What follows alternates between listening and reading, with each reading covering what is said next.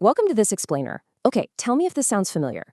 Have you ever spent hours manually copying files, updating servers, and just kind of holding your breath, praying your application doesn't crash during a deployment? Well, today, we're completely flipping the script. We are exploring the ultimate journey of modern software deployment. We're going to see exactly how to take manual, repetitive drudgery and transform it into a beautifully automated CI/CD pipeline. By the end of this, you'll know how code travels from a developer's repo straight to a live, breathing web server without a single human click in between. Because we're covering a pretty comprehensive engineering process today, here's our roadmap. First, we'll map out the CI/CD architecture. Then, we'll prep the AWS server, Dockerize our Notes app, get Jenkins set up, and finally, build out the declarative pipeline. All right, part one. Let's look at the CI/CD architecture. Think about the code's travel path here. It leaves its home base and GitHub, gets securely packaged up by Docker, and ships straight to an Amazon Web Services EC2 instance. But the real MVP of this whole operation? It's Jenkins. Jenkins acts like the ultimate automated travel agent, orchestrating this entire trip the literal second a developer pushes an update. To pull off this magic, our pipeline basically boils down to four main stages. First, pull the code. Second, build the application image.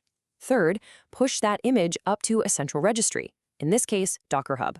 And fourth, deploy the container to the live server.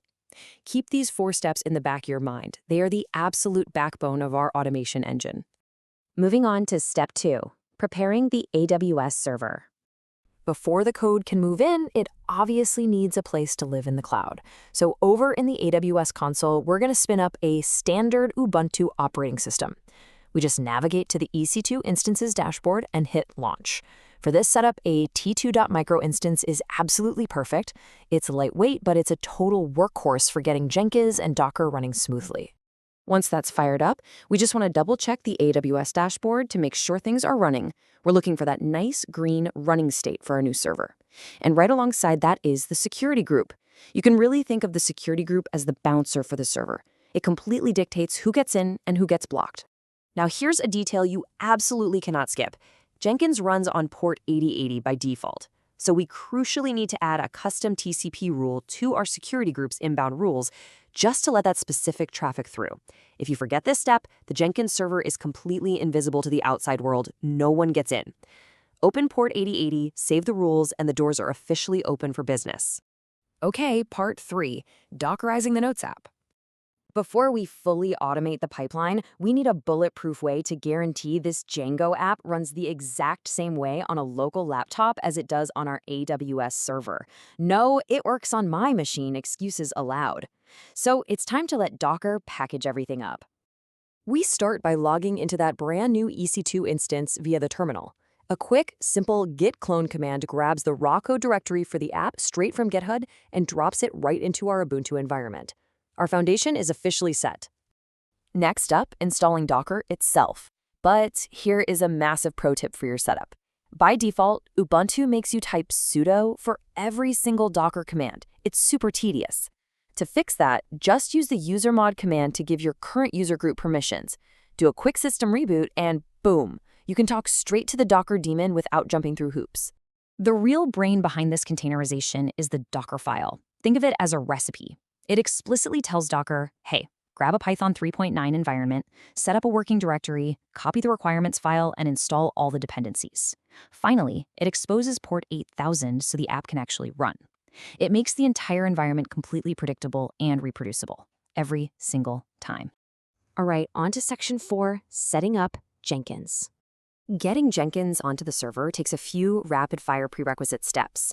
We start by updating the package manager. Then we install OpenJDK 17. That part is totally non-negotiable since Jenkins runs on Java.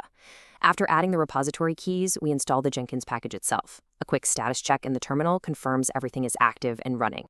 So, naturally, we navigate to our server's public IP in a browser, targeting that port 8080 we opened up earlier. But wait, instead of a welcome dashboard, we hit a security lock. Jenkins wants to ensure the person setting it up is actually the administrator. How do we prove it's us? It's actually pretty simple. We just jump back into the terminal. Jenkins literally tells us exactly where the key is hiding. Using the cat command, we take a peek inside the initial admin password file, buried deep in the secrets directory. The terminal spits out an alphanumeric string. We just paste that secret key into the browser, and we are in. Full admin access to finish our setup.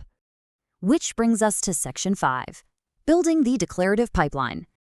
Gone are the days of clicking through endless, confusing Jenkins menus to configure jobs. Modern CI/CD is all about infrastructure as code. So we're going to define our entire deployment process using a declarative pipeline. Basically, that means writing one clear, highly readable script that tells Jenkins exactly what to do step by step. If you think back to those 4 stages we talked about earlier, this script brings them to life. You can clearly see the explicit stages defined in the code. The code stage pulls from GitHub. The build stage runs the Docker command. Then it securely logs in to push the image to Docker Hub. And finally, the deploy stage fires up the container. It's clean, it's logical, and it's 100% automated. And here is the absolute best part, the payoff. When you hit Build Now, Jenkins reads that declarative script and executes the whole thing flawlessly. The Jenkins stage view lights up with incredibly satisfying green boxes for every single stage. Code, build, push, deploy. And it all happens in just milliseconds. Our automated journey is a complete success. We have successfully removed the human element from deploying this application. Now that you've seen how seamlessly code can travel straight from a repository to a live server without a single manual intervention, I've got a challenge for you. Take a hard look at your own daily workflows. What manual, repetitive task are you going to automate next? Thanks for hanging out for this explainer, and happy automating.